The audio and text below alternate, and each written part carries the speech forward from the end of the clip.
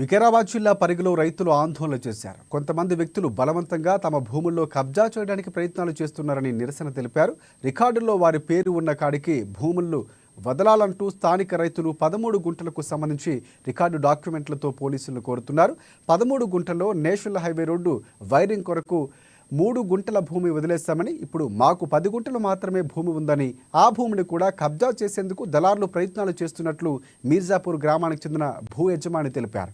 గత 30 సంవత్సరాలుగా 124 survey number భూమిలోని 13 గుంటల భూమిని 3 గుంటలు వేరుగా ప్రభుత్వం అప్పట్లో వారికి ఇచ్చిందని తెలిపారు. అప్పటి నుంచి ఇప్పటి వరకు ఆ భూముల్లో ఉంటున్నామని తెలిపారు.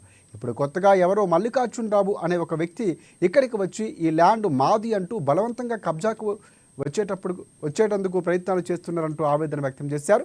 ఇక సంబంధిత అధికారులు తగు చర్యలు తీసుకుని ప్రభుత్వ రికార్డుల ప్రకారం తమ పేరు మీద ఉన్న భూమిని మాకు ఇప్పించాలని, కబ్జాదారులపై చర్యలు తీసుకోవాలని వారు కోరుతున్నారు.